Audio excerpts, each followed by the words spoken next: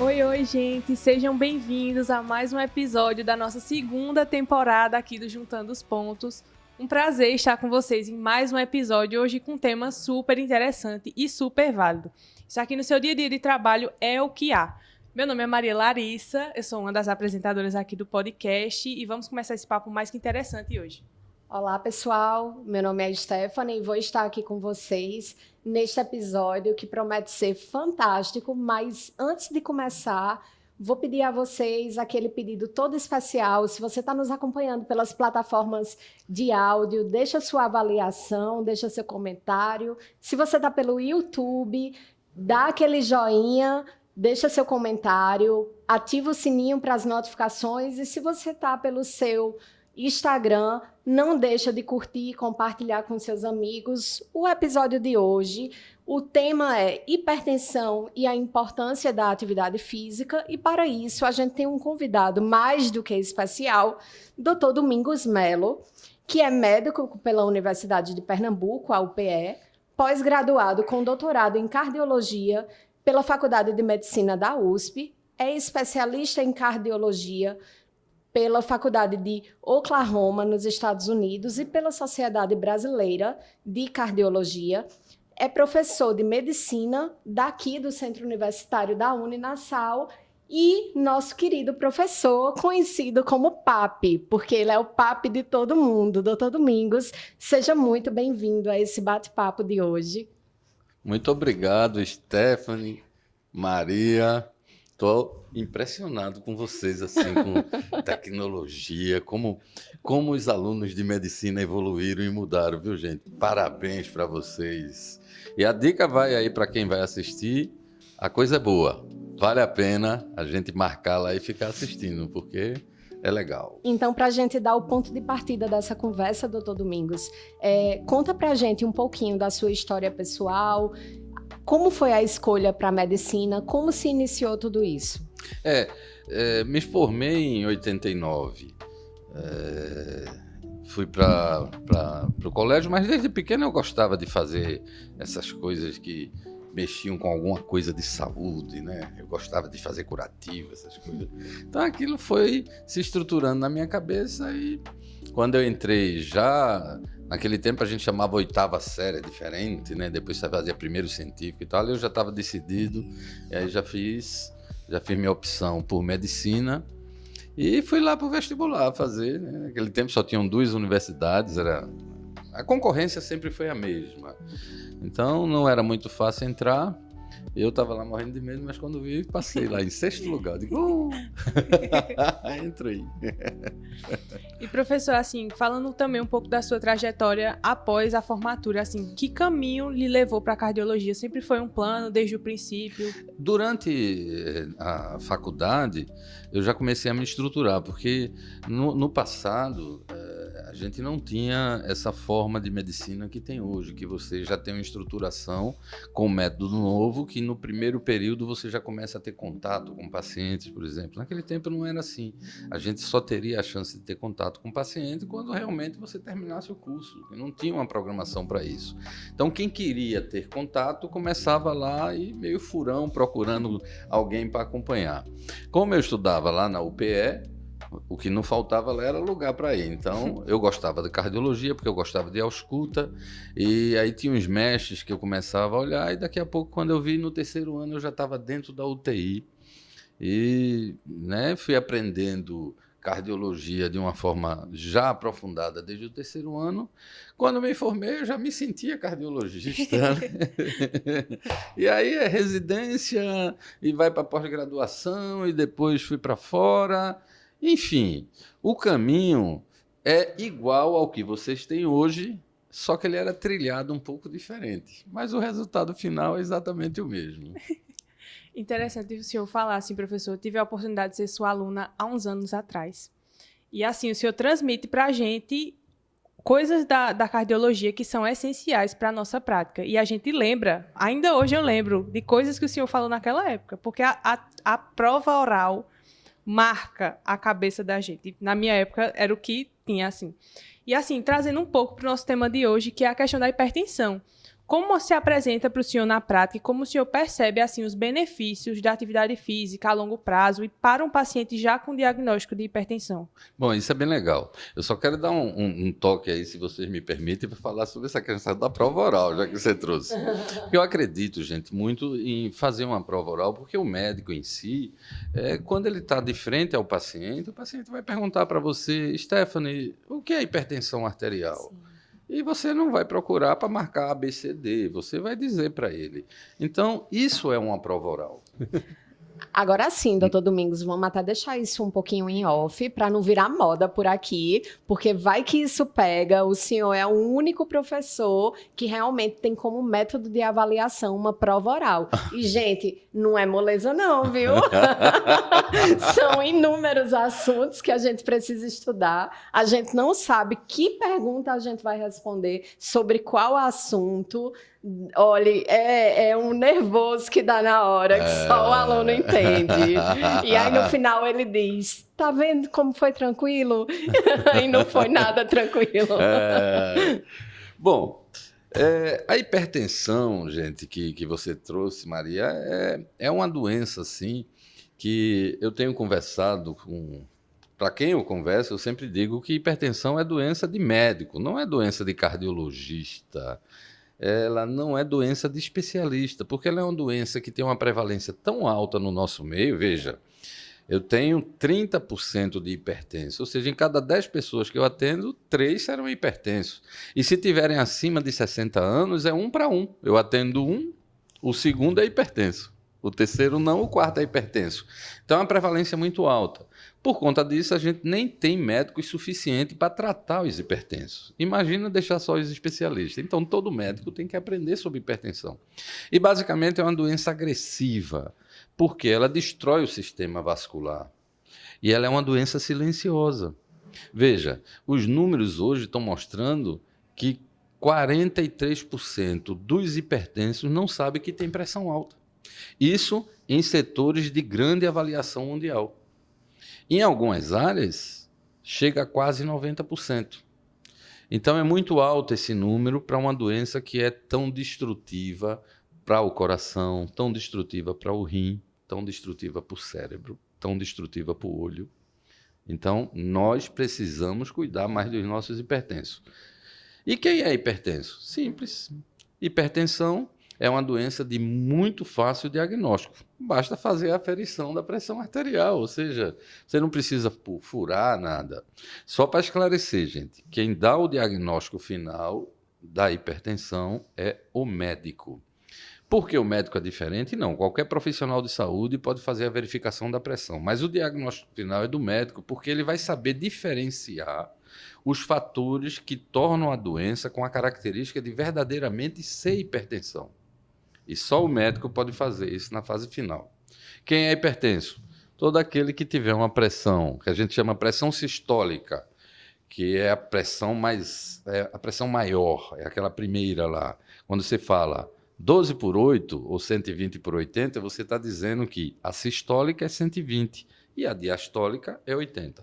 Então, quem tem uma pressão maior ou igual a 140 de sistólica, ou maior ou igual a 90 de diastólica, é o hipertenso.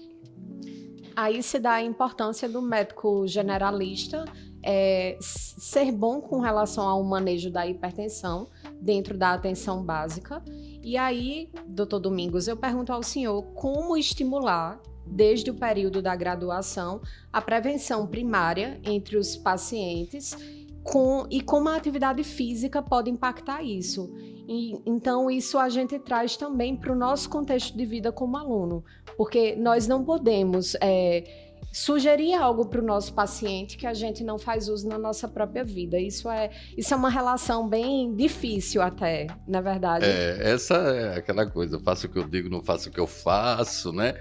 Mas é assim, olha, o estímulo básico é que a gente tenha a facilidade de criar a verificação da pressão arterial.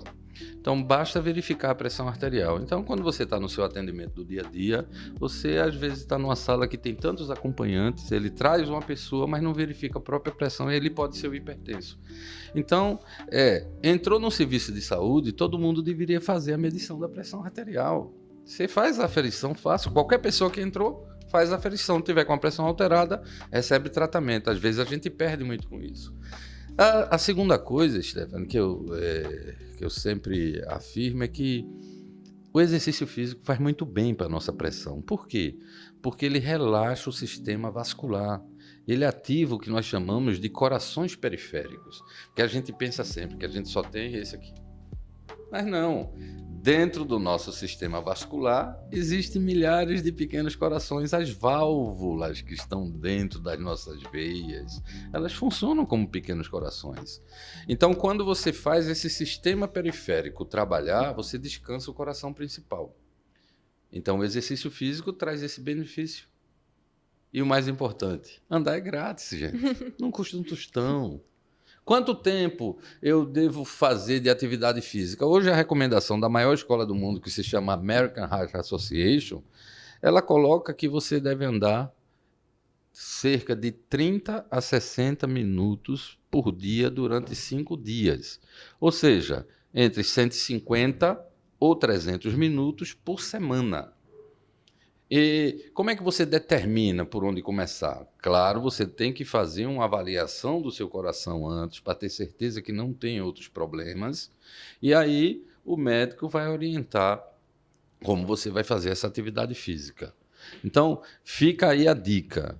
A gente sabe que sedentarismo é muito negativo, não apenas para pressão alta, para hipertensão.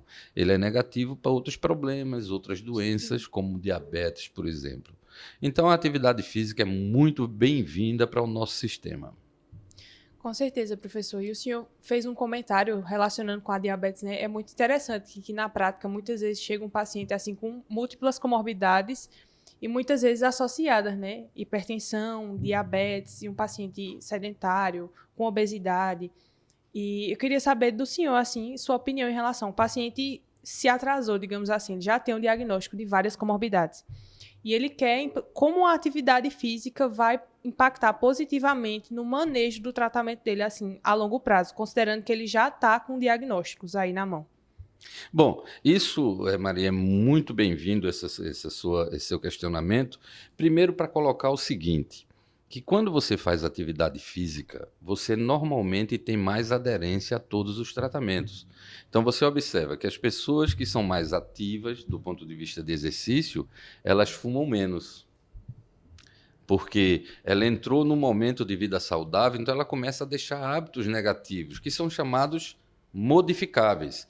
Quem é modificável para melhorar? Obesidade é modificável. Tabagismo é modificável. O sedentarismo é modificável. Só que a atividade física ela vai melhorar a sua glicemia, se você for diabético. Então você vai diminuir até o custo do remédio. Os remédios não são tão baratos. Então, quando você faz atividade física, você faz a farmacoeconomia, melhora o custo do remédio. E diminui o número de medicações tomadas por dia, porque se eu melhoro o valor da minha glicemia, eu não preciso tomar tanto comprimido. Então é fantástico que a atividade física ela entra nisso. A gente pensa quando a gente fala de doenças vasculares, aí não quer dizer que é só a doença do coração em si, mas é a doença que atinge qualquer parte do sistema vascular.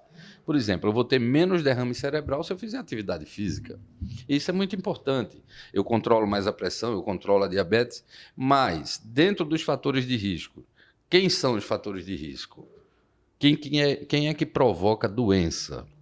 Tabagismo, hipertensão, diabetes, sedentarismo, colesterol alto, triglicerídeo alto, ou seja, as dislipidemias. Então, esses são fatores de risco. Alguns são modificáveis, outros não. Por exemplo, a carga genética que eu recebi dos meus pais, eu consigo modificar? Até o momento, não. Mas eu consigo mudar os outros fatores chamados aceleradores. Então, a gente tem medidas que são chamadas não farmacológicas. As medidas não farmacológicas, elas devem ser implementadas em todo o tratamento. Se as pessoas tiverem aderência, elas vão ter uma melhora e uma resposta muito maior. O problema é a aderência. Gente, a aderência é difícil, porque os pacientes, às vezes, eles realizam essa orientação do médico nos primeiros dias, mas depois eles abandonam, acham que estão bem e que não precisa tomar tanto remédio, que não precisa fazer atividade física, e eles voltam tudo ao que eram. A doença continua, porque a doença, ela está lá, doida para pegar uma boquinha e entrar em frente e trazer o prejuízo final para os nossos pacientes. A função do médico nesse momento, ela passa a ser primordial. O médico é quem orienta, o médico é quem chama atenção. Então, se você tem um bom médico, com certeza você vai viver mais.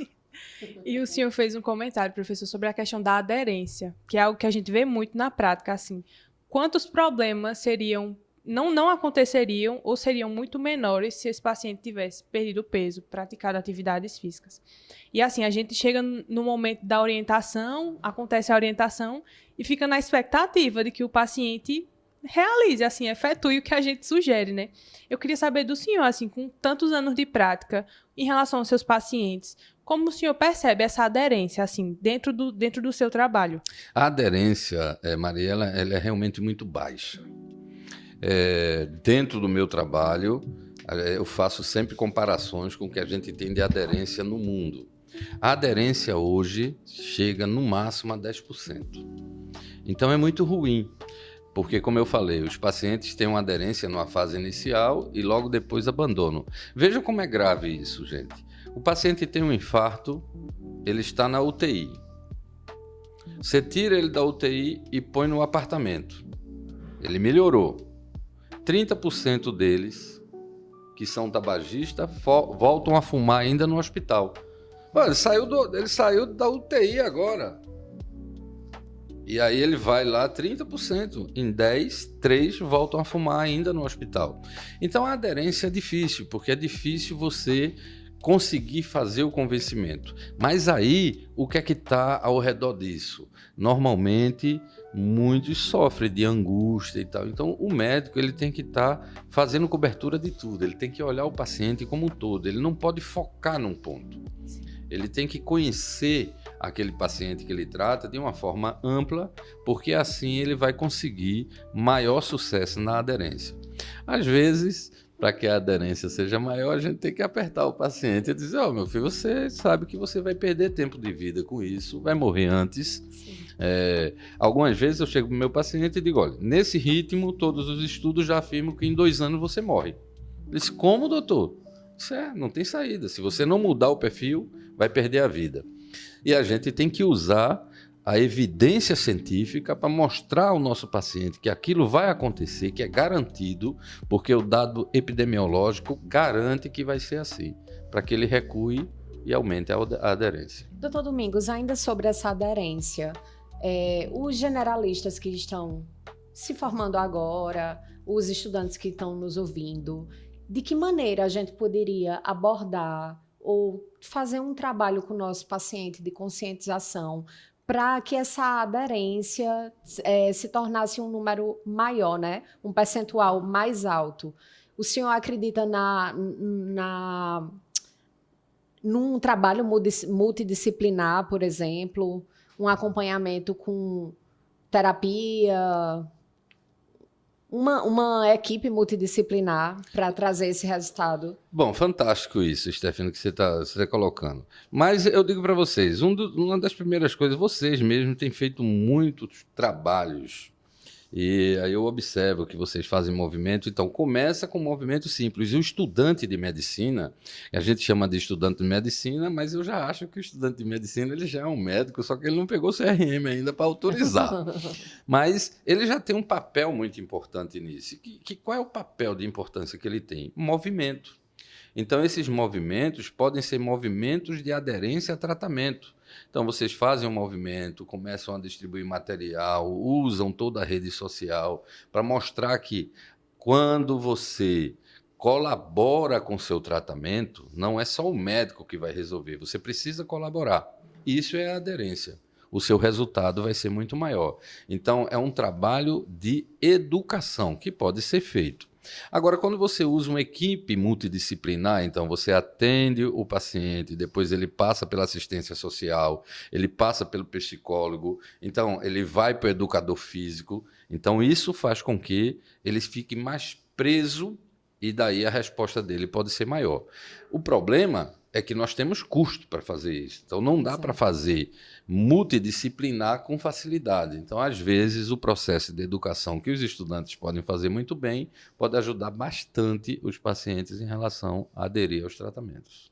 Professor, o senhor comentou sobre o tempo, né? Que, inclusive, é um negócio que pegam muito aqui na Nassau pra gente. É um número que a gente já vem na cabeça, 150 minutos por semana de atividade física, intensidade moderada.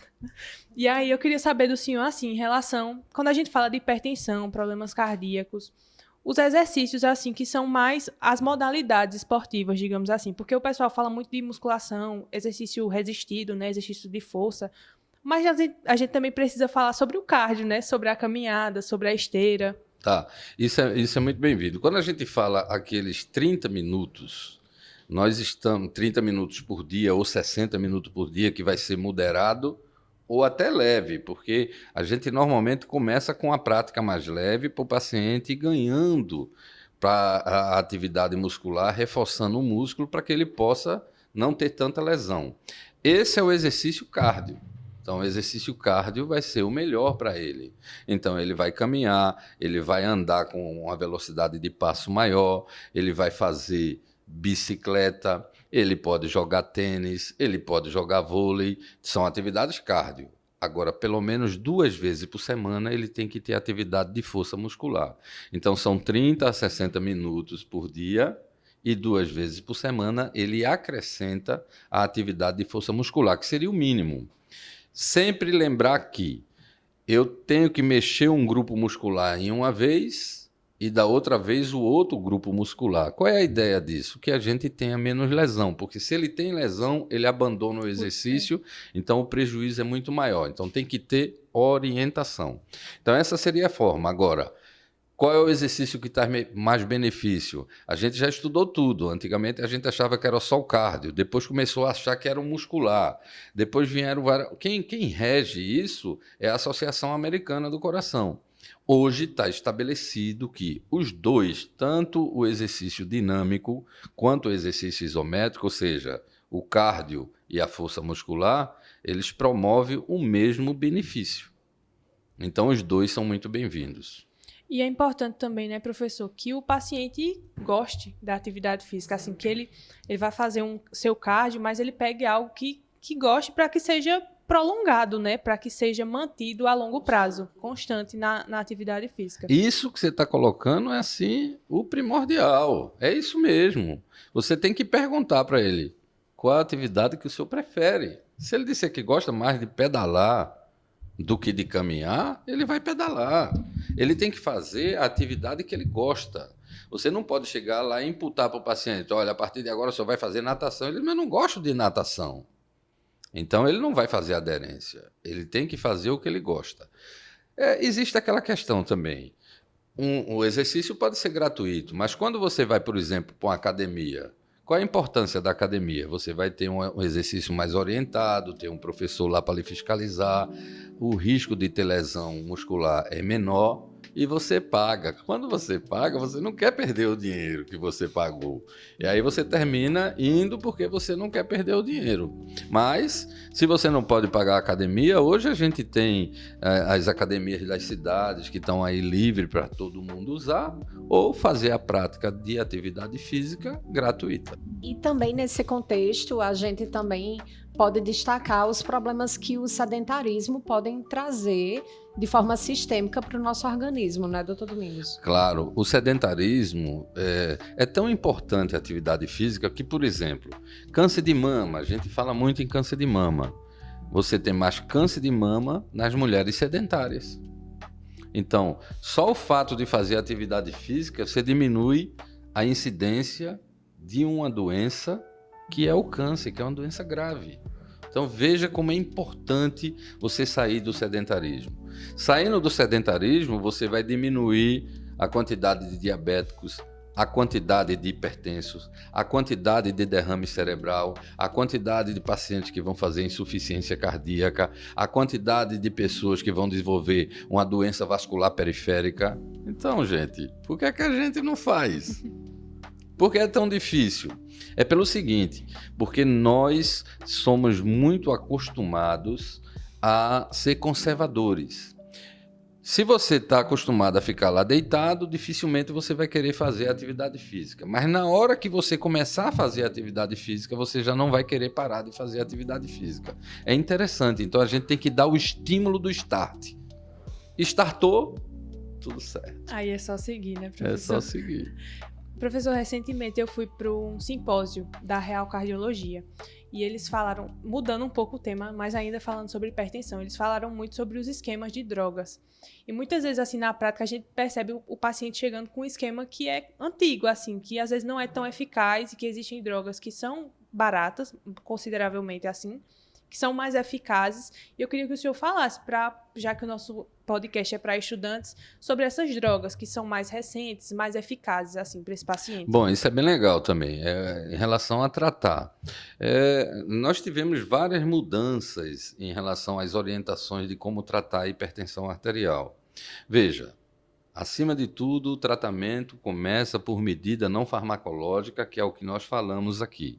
Então, organizar a alimentação, ter atividade física, reduzir peso, o que é que você pode acrescentar? Cessar o tabagismo. São todos fatores não farmacológicos que vão beneficiar o hipertenso. Quando eu entro na medida farmacológica, ou seja, vou fazer medicação, antigamente a gente usava muito monoterapia, ou seja, eu começo com uma medicação e tento ficar com ela para reduzir o fator pressão arterial.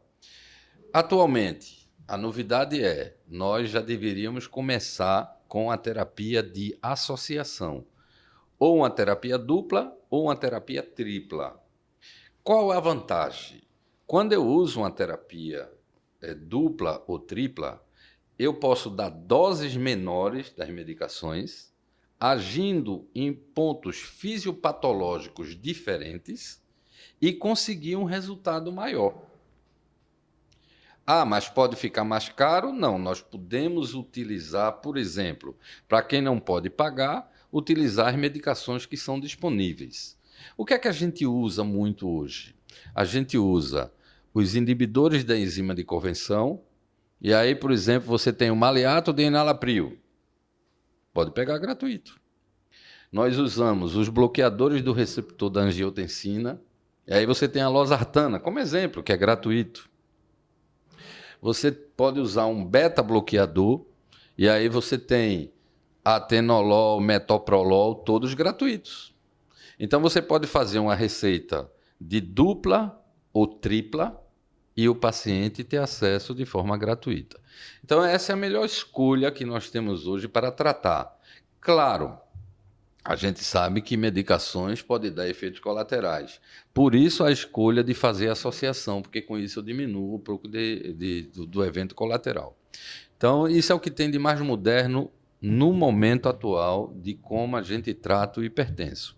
Agora, para aquele hipertenso que pode pagar a medicação, a gente tem medicações também modernas, agora já vindo com dupla associação no mesmo comprimido, então ele não precisa tomar tantos comprimidos, ou com tripla associação já no mesmo comprimido. E o resultado é realmente melhor, mas aí é para quem pode comprar o remédio. A gente estava comentando aqui antes de começar, né, professor, quanto a hipertensão é uma doença muito prevalente.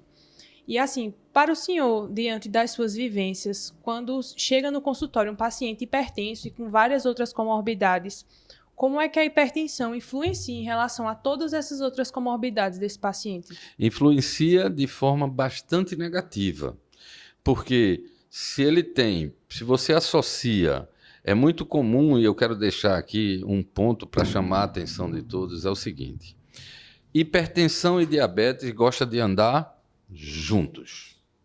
Então, toda vez que você encontrar um paciente hipertenso, dosa a glicose dele. Toda vez que encontrar um paciente diabético, verifica a pressão arterial. Agora imagine, duas doenças que agem no sistema vascular de forma bastante agressiva. Uma só já traz um prejuízo enorme, quando eu associo duas, o prejuízo é muito maior.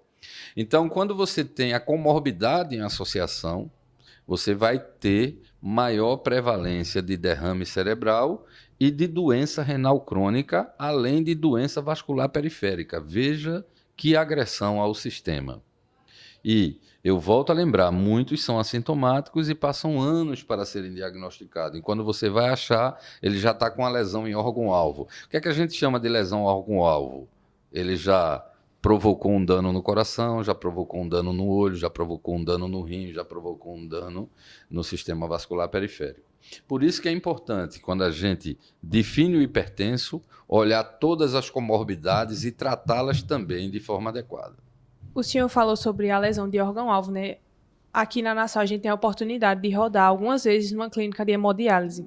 E a gente conversa com os pacientes, né? Vê como funciona ali e é impressionante a quantidade de pessoas que têm associação, assim, junto com a doença renal crônica, uma diabetes de muitos anos e descompensada e uma hipertensão também de muitos anos e que é mal controlada ou às vezes a pessoa nem sabia, já descobre já na clínica de hemodiálise. Exatamente. A insuficiência renal crônica é uma complicação muito comum no hipertenso e no diabético. E quando eu junto os dois, por exemplo, diabetes é uma das maiores causas de doença renal crônica. Então você perde o rim. E perder o rim não é brincadeira, que a gente está perdendo o sistema de filtração. E você ficar no esquema de tratamento com hemodiálise não é fácil para o paciente. Ele tem que ir ali pelo menos 3 vezes por semana, no mínimo. Fica 4 horas lá fazendo hemodiálise. Se eu tivesse tido uma medicina preventiva, que é a medicina mais forte, ele não estaria ali.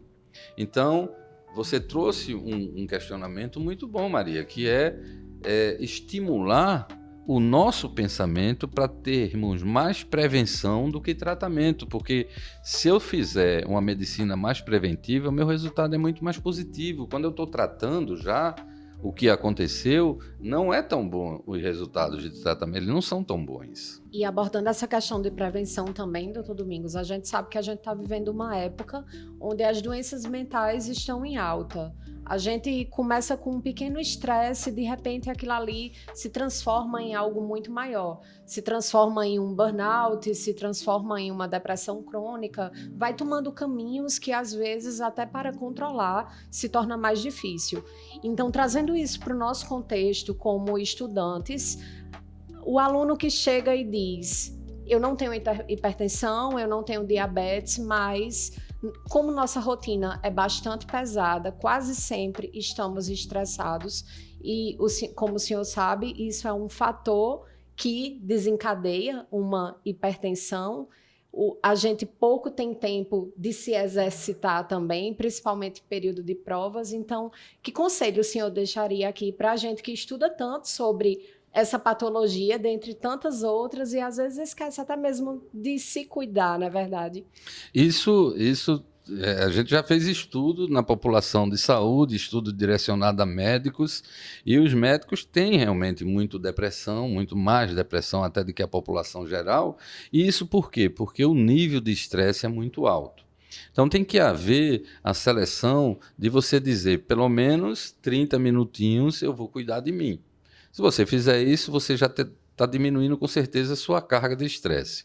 Para os pacientes, é lembrar que 30% dos pacientes chegam no consultório, eles estão lá com ansiedade. Então, às vezes, eles estão lá só com ansiedade. A gente tem que saber tratar. Veja como funciona.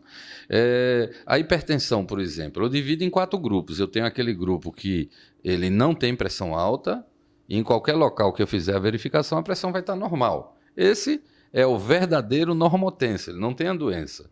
E eu tenho o outro grupo que ele tem pressão alta e onde eu verificar a pressão, ela vai estar alta. Esse é o verdadeiro hipertenso.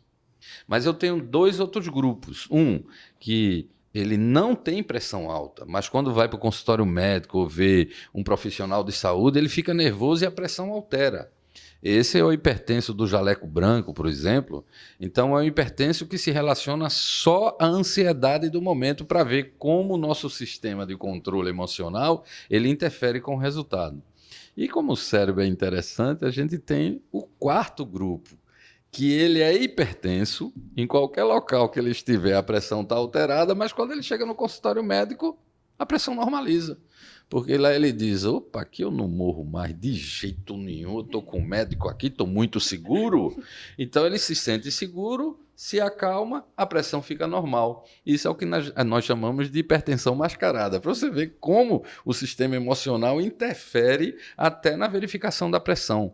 Lembrar, gente, que verificar a pressão em emergência é uma coisa. Chegou na emergência, você está verificando a pressão ali, não vai seguir aqueles critérios da verificação. Mas quando você verifica no consultório, você tem que relaxar o paciente, esperar um pouco para que a verificação seja adequada e você não esteja dando ali diagnóstico que não seja verdadeiro. O senhor deu essas orientações agora, professor, e assim, na prática, hoje em dia, a gente, pelo menos nas que eu estou, a gente tem muito aparelho digital, né? E às vezes aparece alguma alteração. E, meu Deus, vamos aferir, pegar o esfígmo, pega o material e lembra de tudo que o senhor falou. Manda o paciente relaxar, encostar as costas na cadeira. Mas, para fechar com chave de ouro, digamos, esse episódio da gente, eu gostaria muito que o senhor desse orientações, assim, para o médico generalista que está entrando, para o estudante, para a gente, como a gente pode manejar um paciente que chegou no consultório, é hipertenso. Quais são os passos que a gente deve seguir com ele e para um paciente já hipertenso e para um paciente que tem ali, você está desconfiado, já tem outras comorbidades, como é que eu vou dar seguimento ao cuidado desse paciente? Bom, Maria, tudo tem que começar ali por uma condição de primeiro fazer a verificação adequada. Deixa o paciente sentado, relaxado, põe o braço em nível do coração, a palma da mão para cima. Pode conversar um pouco com ele. Durante a aferição, ele não pode falar, porque isso interfere no resultado. As pernas não podem estar cruzadas, ele tem que sentar de forma adequada. E aí você faz a verificação da pressão arterial. Verificou o nível de pressão. Uma coisa que eu quero deixar é que o aparelho automático, ele é validado o do braço. O de pulso não tem validação. Então, a gente nem recomenda. E os médicos também não usam esse aparelho de pulso, principalmente nos pacientes idosos que a forma de verificação ainda vai ser mais alterada. Então, quem está validado é o nosso aparelho aneroide, aquele que a gente coloca lá o estetoscópio e faz a ausculta lá do pulso. Então, esse é auscultatório. E o outro que é automático, que ele lê o movimento de onda dentro da artéria. Esse é o oscilométrico. Bom, em relação ao paciente em si, você fez a verificação, você tem que fazer a orientação. Então, os pacientes precisam de orientação primeiro alimentar. Sal é ruim para a pressão? É péssimo. Mas, doutor, quanto é que eu vou comer de sal? Então, a forma fácil de orientar os pacientes não é ficar falando que você tem que comer 2 gramas e tal, que isso ele não vai entender bem. É dizer para ele simplesmente, olha, se você pegar um alimento e perceber que ele está saboroso e você não sente o sal, nota 10. Se você percebe que está salgado, se afasta dele. Aqui fica a dica também, viu, gente? Quando o paciente é mais idoso, ele percebe menos o sal. E às vezes ele quer estar carregando o saleiro. Não se põe saleiro em cima de mesa. Então isso é uma forma. Comer potássio. Como é que eu encontro potássio? É fácil, gente. Inhame, macaxeira, batata doce, banana comprida, tudo, né? Fácil dele ter essa ingestão de potássio. O potássio ajuda também na pressão arterial. Então, essa é a melhor forma de você começar a orientar o paciente, porque é isso que ele precisa saber. O que eu devo comer, o que eu devo evitar e como é que eu vou tomar meu remédio. Doutor, eu devo tomar meu remédio que horas? Depende. Se você percebe que ele é mais hipertenso à noite, que ele fica mais ansioso à noite, você coloca o remédio noturno. Se você percebe que é mais pela manhã, o remédio diurno. Mas lembre-se, a gente dá preferência para usar medicações que tenham uma meia-vida mais longa, que possa chegar a 24 horas. A gente não tem nenhuma. Todas chegam a 16, então uma parte ele vai ficar descoberto. Por isso que às vezes a gente tem que fazer em 2 tomadas. Uma pela manhã e outra pela noite. Quem faz essa diferença? O médico. Ele conhece o seu paciente, ele vai usar o melhor critério para ele dizer, o senhor vai fazer assim. Então, o médico é o balizador da história no final, né? Então, aí que funciona assim. Show de bola, viu, professor? Muito bom ter um direcionamento assim tão claro, porque a gente vê tanto na prática que às vezes a gente, enquanto estudante, a gente fica um pouco perdido, assim, o que é que eu vou fazer com esse paciente aqui na minha frente, meu Deus? E o senhor, quando fala assim dessa forma, olha, você vai fazer isso, ajuda a direcionar nossas ideias, assim. Foi muito esclarecedor, realmente, doutor Domingos, toda essa conversa. Não esquecendo de comentar que aqui a gente tem presente com a gente, não apenas o doutor Domingos, como também o doutor Dominguinhos, que, como ele mesmo diz, é o cientista, não é isso, professor? Dominguinhos aqui é o cientista, né? Ele me dá muitas dicas e eu sou o médico. Então a gente vai combinando aqui para ver como é que funciona. Então, pessoal, qual o recado final de vocês para estimular a prática da atividade física e, com isso, prevenir não só a hipertensão, como o diabetes, o sedentarismo e tantas outras patologias que estão associadas à não prática, né, das atividades? Isso, saia da cadeira, gente, saia da cadeira. Se você eu tô com medo de caminhar porque tá muito violento. Se você mora num prédio, por exemplo, vai andar lá no Pelotis. Você marca seu tempinho e anda do mesmo jeito. Se você tem como ir para a academia, vá para a academia. Se dá para caminhar ali naquela área que você mora, vá caminhar.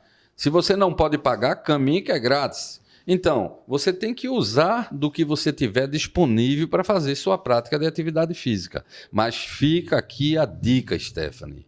Saia do sofá. E aquela história, né? Não existe o melhor exercício. O melhor exercício é aquele que a gente consegue fazer, que a gente gosta, que a gente se identifica. Isso. E isso vale para quem está estudando, quem já está formado, quem é paciente, isso é para a vida. Isso. Eu estou querendo ser mais atleta, né? Porque não é tão fácil, mas eu vou tentando. Agora eu estou pedalando aí, mas eu confesso para vocês, na primeira pedalada doeu tanto minhas pernas, mas, gente, na segunda já dói menos. Na terceira, você já está feliz ali, diz, ó, coisa boa.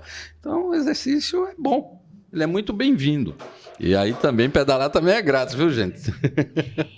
Então é isso, doutor Domingos, nós queremos agradecer a sua participação e não só a sua participação, agradecer a todo mundo que está nos acompanhando pelas redes sociais. Nosso muito obrigada. E se você ainda não é o nosso patrocinador e deseja ser, nos acompanhe lá no nosso Instagram, @juntandoospontoscast, que tem lá na bio nosso formulário para que você possa entrar em contato conosco. E é isso, pessoal. Aliás, não é isso não. A gente ainda não terminou por aqui, doutor Domingos. Não me conte, me diga. É verdade, nós não terminamos. Parabéns pra você nesta data. Vocês me tornaram hipertenso agora, viu, gente?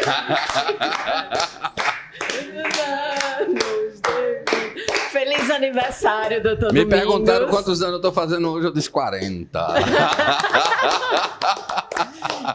Muito obrigado, gente. Foi uma honra estar com vocês, viu? Feliz demais de vocês terem passado pela minha disciplina e estarem cada vez mais desenvoltos. Muito obrigado pelo convite. Espero que tenha outra oportunidade para a gente conversar de novo aqui sobre outras coisas. E é isso. Tudo e até de a bom. próxima, pessoal. Tchau, gente. O podcast Juntando os Pontos é uma realização Uninasal Boa Viagem. Participaram deste episódio Dr. Domingos Melo, Stephanie Muniz, Maria Larissa Melo. Produção: Stephanie Muniz, Maria Larissa Melo, Ana Beatriz Teixeira e Lucas Andrade. Edição: Lucas Andrade.